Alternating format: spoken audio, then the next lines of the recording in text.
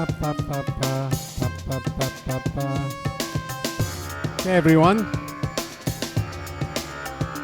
this is the Cow Corner, your favorite cricket podcast.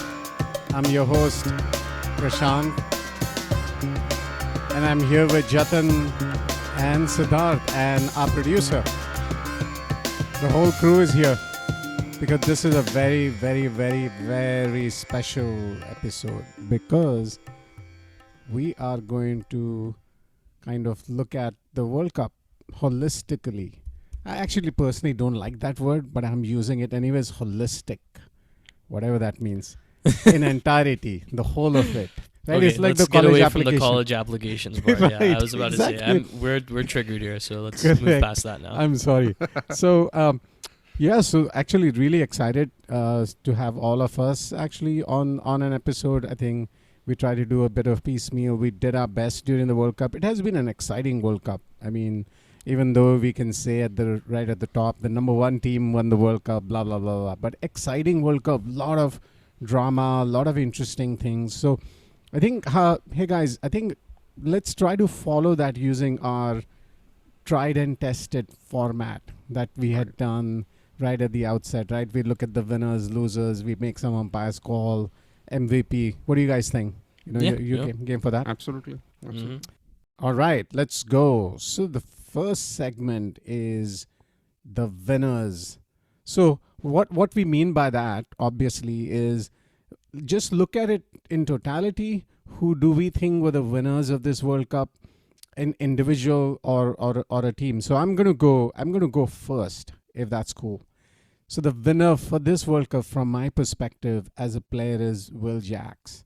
I mean, we try to we use a lot of, interesting taglines for Will Jack, where there is a will, there is a way, Jack of all trades and those sort of stuff. And they were all true. I mean, he literally almost came through in the semi-final for England. He almost took them to the finals. And you should never say single-handedly because this is the team sport. But that player almost single-handedly took them. He got them till the semi-finals, like number 7 slot. I think he's made his own. He almost got them into the final, actually. But for Bumrah, 4 man of the match performances, which that's wow. held Wow. the record with Shane Watson. So clearly very impactful World Cup for Will Jacks. Both with the ball and the bat, like you said, coming down the order, saving England in a couple of different difficult spots. I wouldn't give him the credit for England almost coming through against India. I mean, he was a part of it.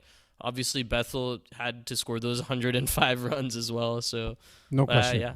I mean, Jack's big stock boom, especially considering that test series against England. That was where he got absolutely battered by the Australian batsman. You really wanted to see, how he'd look, especially as a bowler. But he performed really, really remarkably well. Yeah, and I wasn't thinking actually much about him at all, honestly. But and just to say one last thing is, I'm kind of excited that Will Jacks is part of the Mumbai Indians team because you always look ahead, right? There is Dil mange more, as we see. Our heart is always asking for more. So now the next thing is IPL. So yeah, for me, Will Jacks is the winner. So Will Jacks didn't remain a jack of all trades, right? He became king of all trades, bowling, batting, and fielding, right? Yeah, man. True. He Well did said. the right thing. All right. So for me, I am split between two things. I actually thought about the second one. So I'm going to be a little, again, eat my own words. I think for me, the winner, if you look at an individual, is Gautam Gambhir. Oh, right? wow. GG. Here we go. Gautam Gambhir with a smile, little bit of a smile in the end. Yeah. I had my doubts going into the tournament about his credentials as coach of the Indian team. I didn't want him to be the coach anymore after the ridiculous losses in red ball cricket. And I still don't want him to be the red ball cricket coach, by the way. But credit where it's due, right? I think if we say that he was hugely responsible for the debacle in the red ball. We have to accept that. In the same vein, he probably has a lot to take credit for in this victory, right? Because he's part of the think tank. Like he's what? part of. Like what did he do? I mean, he had a winning team. No, I know, I understand. Good. No, so we have a winning team in test matches also, right? We have the Bumrahs and the Kohlis and everything, right? So, but there we have Pant, we have everyone there. Yeah, sure. Ashwin retired and maybe Kohli and Rohit retired, but still, maybe that's a transition team. Chalo, theek hai.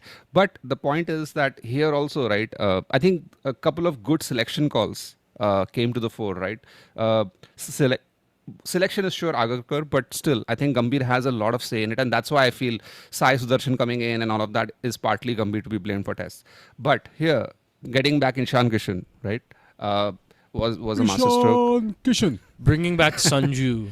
Yeah, bringing back When Sanju they at did. the top when Yes. needed, right, to fix that top heavy left-handed thing. Then moving Tilak down was a great call, I think. Right? Yeah. I think Tilak really did really well. I think at number 3 he wasn't sure whether he has to go attack all out or he has to be the fulcrum. But at 5 he was too much pretty clear. responsibility for him in that. Also, role. yeah, he's too young for that. So, Kishan, I think, is more experienced than Way Tilak. more. So he did well at 3. Tilak did really well at 5. So we could get Hardik at 6 and not 5. So for the finishing. So overall, right, I think and also I think one of the things that he's brought into the team is that he's saying that, let's just aim for 250 every game. So this all bang stuff right from the start is probably his culture. And one of the final things that I want to mention is that he has brought in this thing about team first and not records, right? So one of his post World Cup press conferences is he said, now we're going to move on from individual milestones to trophies. It just feels so much better to win trophies than have milestones. I don't know if it was a veiled threat at or a threat or whatever, veiled comment at somebody or some players, but it's good in a team sport. That should be the mantra, and if it's coming from the coach, and he also said that Sky kind of buys into that. So if you take words at face value, he and Sky worked well. Maybe he works better with Sky than with say Gill in red ball, right? I don't know. But with Sky being more experienced, maybe he has more of a say also in team selection and strategies. Gill being relatively newer, Gambhir might be more overbearing. But again, all of those are conjectures. I don't have any information on that. But the point is, credit to him. I think he's gotten a great culture of going for it in the team. Sure, it's with risk, but again, the blueprint that we talked about last discussion that India has created that other teams will follow, a big part of it goes to Gautam Gambhir, I think. So yeah. one thing I would definitely add, and then we go to Siddharth, is the trophy thing, right?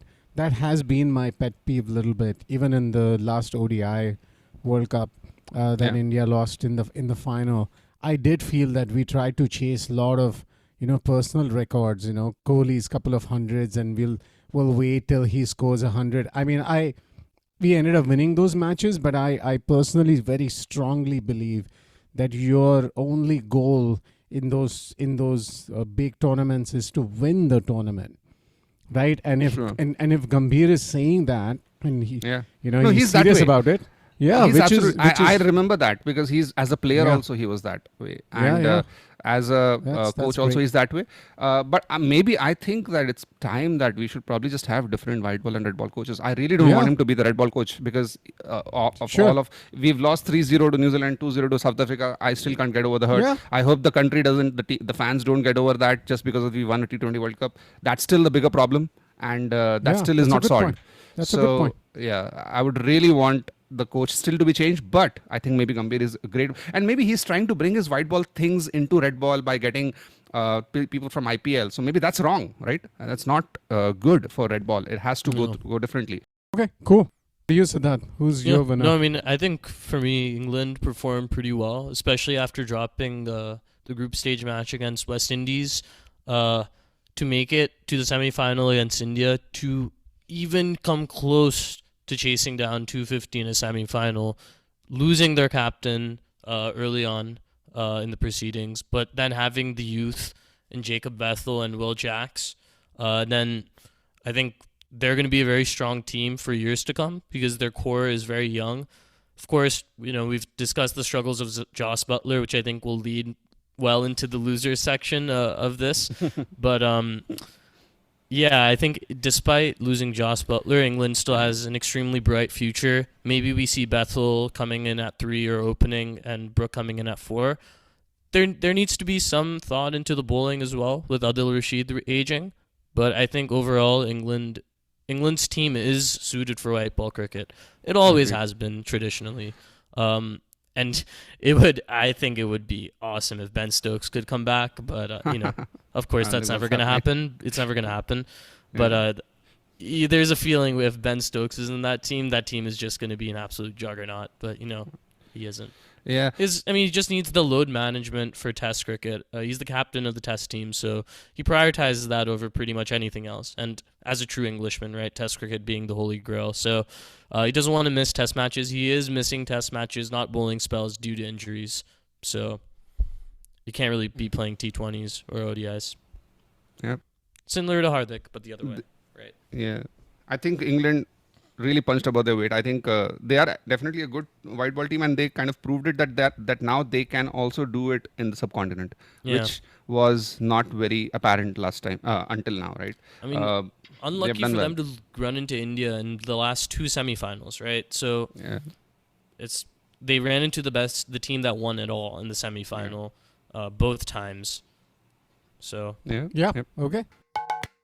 So let's go to the other end of the spectrum, the opposite, the losers. So I have 3 things, and I'll be quick. Sri Lanka, come on. When they beat Australia, they gave us they're going to be in all sections. When they beat Australia with Nasanka scoring that, scintillating 100, swashbuckling is the word they use a lot, and then after that, nothing. After that, completely gone. Tentative play. It was just, I would say them as losers. Obviously, you have to, in the loser section, talk about Australia but then, before the World Cup, there was a big question mark about Australia. So, as such, if you ignore the fact that it's Australia and, they are supposed to do well in white ball, at least all the time. Play, and in big tournaments, if you ignore that, then they are the losers. But I think not a surprise, actually. I don't think any one of us was surprised. Because, Jatan, you had brought up saying they lost to Pakistan 3-0. They lost 3-0 to Pakistan. Yeah, exactly. And then we saw what Pakistan did. Yeah, exactly. They only had one batsman. They had one guy score 40% of the runs. Exactly. Almost. So if you lose 3-0 to them, you are a loser just getting in. But then as a player, I would say Butler. I was really disappointed with that, and I think this could be curtains for him as a player. Of course, as a current player, you'll always remember Butler as a phenomenal white ball cricket player. So I would say Sri Lanka as a team, loser, just disappointing afterwards. Because you thought, right, they lost the match to New Zealand, they lost to Pakistan. It was a strange match against Pakistan as well. I had all kinds of weird thoughts in my head, what was going on, right? And little controversial, but I'm like, what's happening here? Led by the garbage time merchant himself. Correct. Right? He again scored a lot of runs in the losing. Come on. Yeah. Anyway, so my losers. He gets too much hate on this podcast. Fair enough. Okay. Fair enough. I'll stand by it. Yeah, exactly. That's fine. Absolutely. So for me, the losers are Sri Lanka and Butler. Yeah. I'm just to comment on a couple of things. Right? I agree with Butler. Kind of agree with Australia. Sri Lanka also I agree. Sri Lanka is also my loser, but frankly I'm not surprised, right? They have not really achieved much in the past few years, and unfortunately they being a host not making it to the semi-finals is pretty sad for Sri Lankan fans, right? That's the minimum they would expect, and Sri Lankan fans are a pretty emotional lot, so like Indian fans. And it kind of, Jayasurya just summed it up when in his post-tournament conference, right? He said that we have to say sorry to the fans that we couldn't do it. So that's horrible. He was very, very I didn't see and that. sad. Yeah. You should read it up. But he was like really unhappy. Which maybe I'll lay off the Shanaka hate for a little bit. They're saying I think, sorry at least. No, that was Jayasurya, not Shanaka. Because Shanaka was kind of saying that the crowd puts too much pressure on us. Yeah. Never mind. It's actually working towards what you feel about him. So you might actually start hating him even more, which he did say that. But Jayasurya was like more like, we're pretty sad. Yeah. So just check that out. But anyway, I guess apart from Sri Lanka, I think one of the teams that I really was almost hoping or thinking or had a good chance that they would probably win it all was Afghanistan. And I think for me, they are probably as big set of losers in this case as Sri Lanka, because I think their team was made for this tournament. Also, it's made obviously for the format and these conditions. They have some of the greatest spinners in the world, and also few all-rounders, right? Maybe fast bowling they were a little low on, but apart from that, I think they had good hitters, etc. So not even going to the Super 8s was a huge disappointment for me. Like, sure, they were in the group of death, but I don't know. And then we could also say that both of the teams in the group of death made it to the semi-finals also, New Zealand and South Africa. But still, if you have to win it all, you have to beat one of them at least to get into the Super 8s, right? So I was the most disappointed with Afghanistan, especially. One of the other things is, sure, most of their players will probably get another shot at it, right? Most of the players are young. I was just looking at their ages, and except for Nabi, who will probably not play the next one, and Gulbadin, right? He may or may not. But otherwise, everybody is pretty young, below 30, 24, 25, kind of the average. So the future is still bright, but I think I really feel that they let go of this. They should have done better. Yeah, with you. How about you, Siddharth? I mean, Afghanistan, that was my number one, for sure. I mean, you see the aftermath of this as well, right? Zadran now replacing Rashid as the T20I captain. Makes sense. Pybus replacing Jonathan Trott as the head coach, right? So obviously wholesale changes being made to the leadership group of that team. So great shout for Afghanistan. I do kind of feel bad, though, because of that double super over match against South Africa, which was so close. And then, of course, in Chennai, we were talking so much of the due. They posted, I believe, 183 or so against New Zealand, which is a competitive total. But then with that due factor coming in, they weren't able to secure that win. New Zealand chasing down those runs fairly easily. So against the two teams, against South Africa, they were so close. And then against New Zealand, maybe the conditions got the better of them. But yeah, the wholesale changes there. And then look no further than, Pakistan, really. I mean, just how do they keep doing it over and over and over again, right? They bring in all these, spinners, right? They come with a lot of excitement. They played 37 T20Is coming into this World Cup, by the way, far more than any other nation, all to prepare for this moment.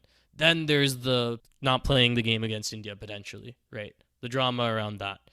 Obviously, having to walk back on that. Just creating the worst toxic culture around the team possible. And then the results kind of spoke to it. Abrar Ahmed, he was so pathetic and useless in this World Cup that it was just absolutely shocking. Because over the last year, in those 37 T20Is, he had an economy rate of 5.36. Right? So it just, I think Pakistan, then you had Sahibzada Farhan scoring 37% of their runs.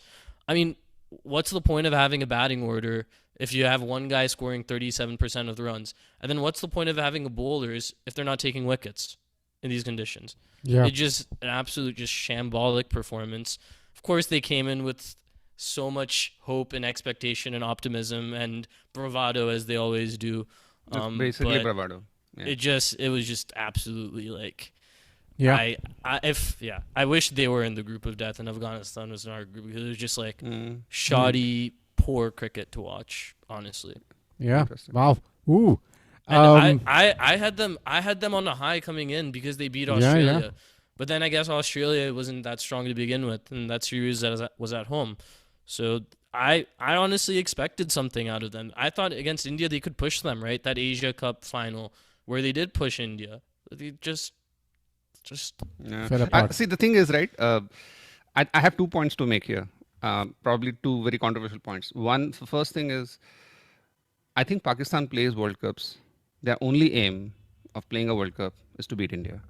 And as long as you have that as an aim to play a tournament, to beat one particular team, no matter what the final result of the World Cup is, whether you qualify to the finals or semi-finals or not, to the knockouts or not, they don't care. And I think it's not just the fans. I feel their administration, the PCB, even probably the players to a certain extent, have this everlasting grudge against India for really non-cricketing reasons, and they want to just beat India to show that one-upmanship. And that's not even happening either, right? So maybe somebody sane in that entire setup says that, you know what, I don't care if we play India or not. Let's just try to win a damn tournament, right? If they just start thinking about that and make the India-Pakistan game well said. event, right? Just play that as any other game and not think about its result or not.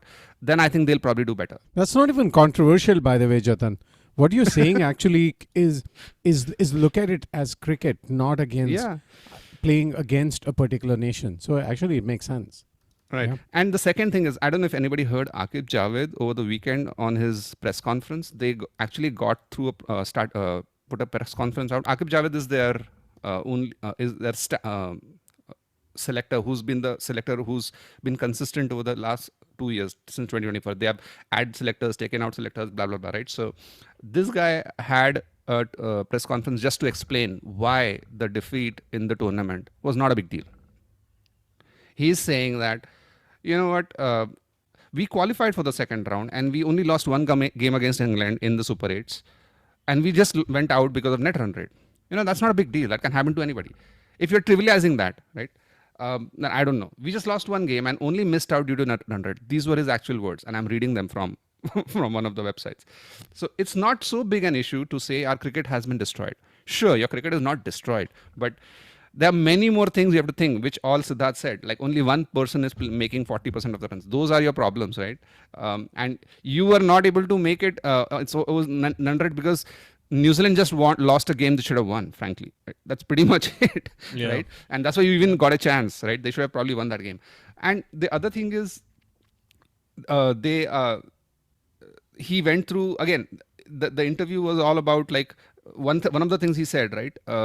He acknowledged the defeats against India. He said, India has now beaten Pakistan in each of their 8-9 games, right? They're painful, but the defeats in India to India in big events are not new for the Pakistan team. So that's a trivial thing. Okay, right? Yeah. I mean, self burns. The attitude towards not trying to fix anything. He's saying it's all okay. You know, everything's okay. Looks like, and that's why they're the biggest losers. The main thing that he brought to the press conference, because he's saying that everybody, the fans and media, just make scapegoats out of players and coaches. Yeah, because they don't perform. Yes, right? It's called accountability, actually. Yeah, correct. Accountability. Correct. So that was the primary reason he got the conference through. It's so irritating as a fan, right? Maybe somewhere in my heart, I was like, okay, yeah, they're becoming worse, whatever. But so as a cricket fan, right, I wouldn't want it this way, right? I want them to become a force to reckon with, which they can, right? But yeah, I don't see a light at the end of the tunnel, unfortunately. It's just it's just a freight train coming towards you, right? Man. No, and as you said, right, for India, if Gambhir's attitude is mantra, rather is think about winning the cup, so right? Different. Think about that, which is actually... It is so different. So, this is our one of our favorite segments, and I think I've been not really stepping up to the plate, as they say. This is the segment I like, but I haven't had too many umpires call to make. But and again, umpires call is a segment where we make certain statements and then others either agree or disagree quickly. my call is Hardik can be in India's team just as a pure bowler.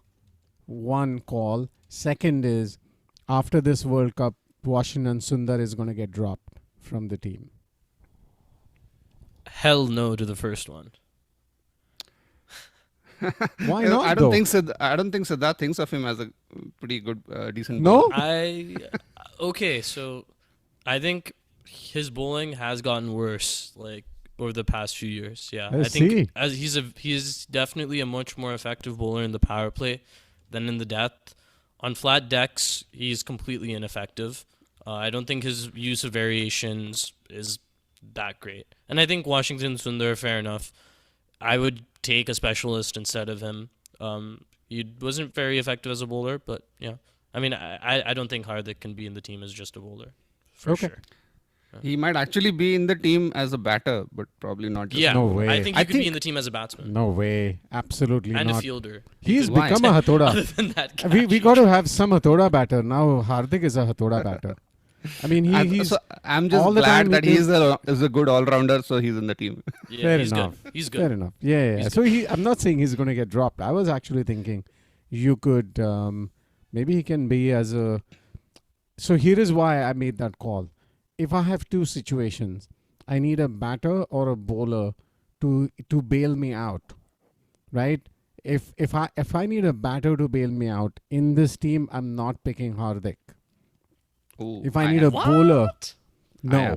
Of all the people that are there, I may not say I will send Tilak first. I will send Rinku maybe first. I might even say I'll send Shivam Dubey before I send Hardik. It's 11:45. Yeah. Anyway, that's I think that's what. No way. He's intelligent so. bowlers. We've talked about it before. Intelligent bowlers have figured out Hardik Pandya. I mean, he is very. Yeah, I mean, I know he can be. So we need a innings from him to prove. Fair enough. Wrong. We'll see. We'll find out. Anyway, so my main umpire's call was that, and the second is more importantly, actually, Sundar gets dropped from the team. I really like the player, but he's going to get dropped. He'll come back, I think. Yeah. No doubt. I'm not saying gone forever, but he'll get dropped. How about you, Siddharth? What's your umpire's call? For me, this is going to sound radical, but we're talking about players in form, players who may or may not have played as in the games if they weren't the captain. Yeah. Is Sky going to be in the team next time around? Of course he is. Are you sure and about he's going to continue as captain, yeah. Of course. Okay. I'm not so sure, actually. Why not? I'm not so because sure. Because we have batsmen and we have captain caliber players. Who? Yeah. Give me one player.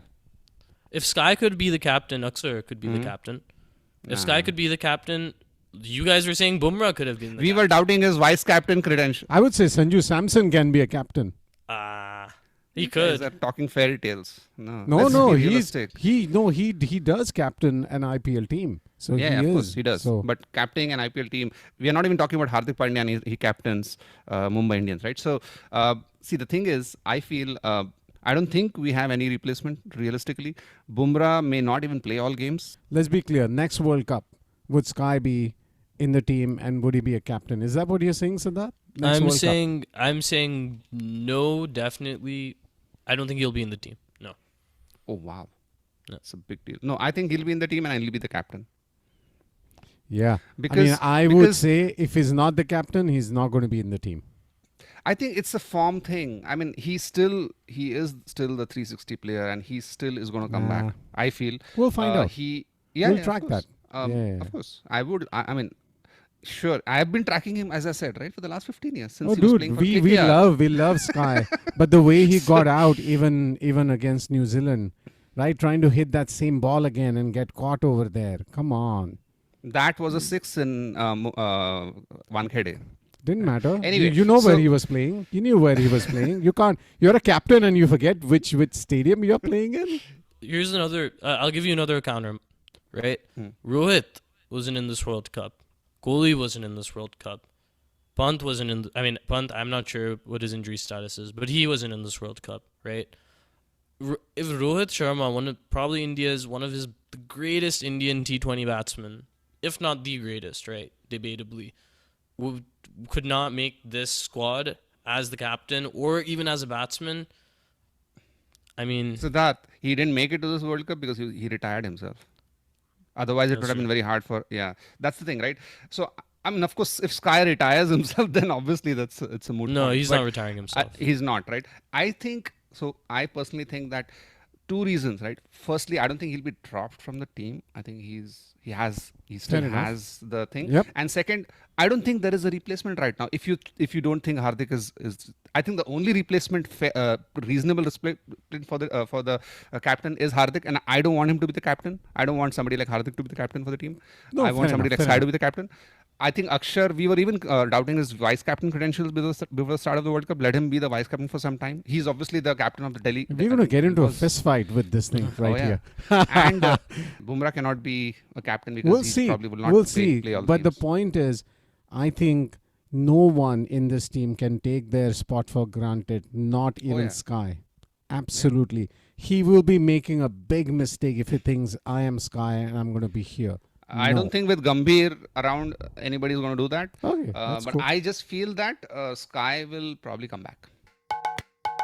Our next section we want to get to is what the heck, right? So what the heck is in all this crazy stuff that we see, is there one thing that sticks in your head as what the heck? And I have a very specific one, okay? And I had noted that during, India-England semi-final, is Adil Rashid bowling to Shivam Dube. Like, Shivam Dube's strength is hitting spinners. Why would you bowl? You have Jofra Archer, you have they had Overton. Why would you bowl 2 overs of Adil Rashid? So that was what to the Dube. Heck. With Dube. all Dube. Exactly. Yeah, with all the matchups not even in favor, right? Nothing. So that's my what the heck. For me, I think Shedley Van Schalkwyk give my homeland a little bit of love. USA had an absolutely insane start to the World Cup. 8 wickets against India and Pakistan combined. 2 4-wicket hauls. There you go, Baba. Yeah. So just what the heck? Nobody had that in their bingo books. You probably would have made like that 10,000 to 1 if you had bet on him to get more than 10 wickets. So whoever bet on him, congratulations. But almost nobody did, probably. Yeah. So and he's in the reserve of the 11, not 11. He's in the reserve for the 15 across the team World Cup team. So Van Schalkwyk made that. How about you, Jatan? What the heck for you? Yeah, the South Africa Afghanistan game. Oh boy, I actually watched it live. So it was like 2 super overs and one final shot, which could have just gone a few inches over Markram or whoever, I think Miller. That's the what the heck for me. A positive what the heck. Like what the heck? What kind of game was that? Wow. So interesting one. Actually, we covered all different things in what the heck. Then comes the most valuable player of the tournament. Who do we think? And who did I say I had picked? Bumrah, of course. Bumrah, of course.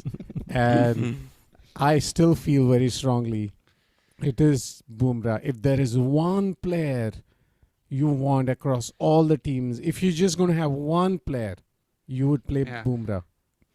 I don't think we disagree the way we disagreed. If somebody comes out to bat, nobody disagrees. I don't think anybody in the world will disagree that if you have a last over, somebody wants to bowl, you want somebody last to bowl. over, first over, middle over, and one of the heck actually for me, what the heck was how England played his 18th over.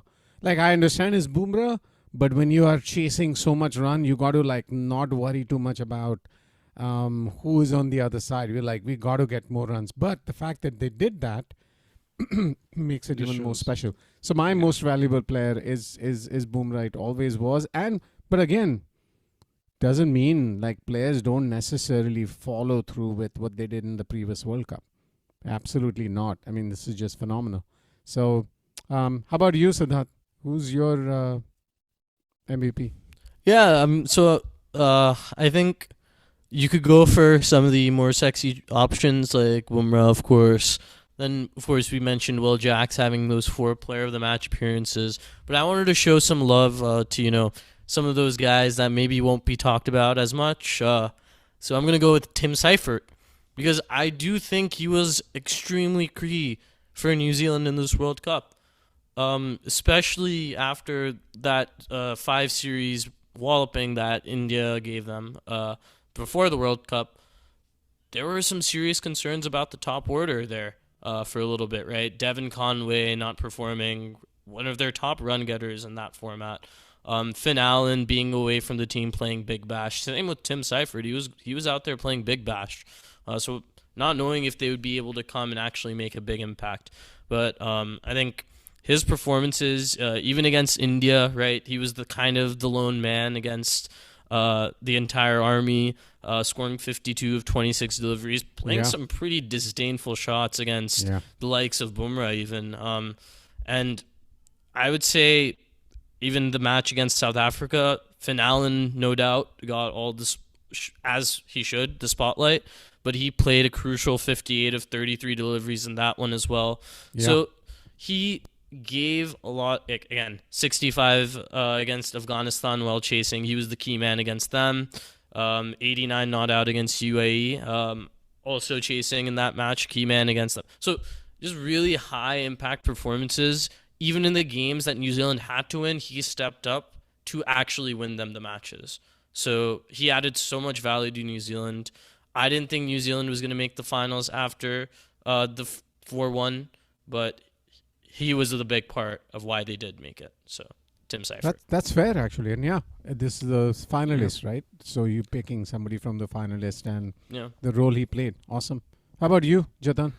Yeah, I think I'll go with the more accepted option of Will Jacks. I think he really, and I think again, anyone we choose, right? The multiple players who did a great job, but I think Will Jacks as an all-rounder, right? Him being an all-rounder and performing, as I said, he didn't stay a Jack, right? He became the king of all 3. 4 player of the match awards, as Siddharth already mentioned, against Nepal, Italy, Sri Lanka, and New Zealand. So not just against the minnows, but also against bigger teams. Most runs scored by a batter at number 6 or lower in a single edition, 226 runs at strike rate of 1-76. So overall 226 runs, 9 plus wickets. I think 9 wickets in a single World Cup is also as probably a part-timer, but not a frontline bowler. So I mean he was fabulous, and he's a great fielder. I mean, he's top fielder. Top fielder. So I think I'll go with Will Jacks. I think he was a revelation. And you can see Harry Brook loves Jacks. Brook loves bowling Jacks. He did take one of the sensational catches, right? Yeah, that was against Sri Lanka, actually. Yep. Right. He took a sensational catch, and with Benton, exactly. Yep. So I think we covered right from the winners, losers, umpire's call, what the heck, and MVP. Again, right, before we go to our most favorite section or segment of selection committee, just a quick note on amazing World Cup. Actually, lot of fun things, lot of things happening around or with associate teams, which is, again, our next episode. We're going to get into what our playing 11 for associate team would be across associate teams. And as Jatan mentioned last time, he would like to see a match between India right now being the winners and the associate team 11. That would be actually a fun match. They used to call it the World 11, whatever, right? A World Cup winner versus a World 11. But that's what we're going to get into in our next episode or episodes. So definitely tune in for that. All right. So Siddharth. So this edition of Selection Committee is going to be a little bit of a different one. So India, we're going to look at the 3 squads kind of across their 3 different World Cup winning campaigns in 2007, 2024, and of course their repeat in 2026. Of course, we're going to first start with a selection committee between 2024 2026. So Baba, I'll start with you.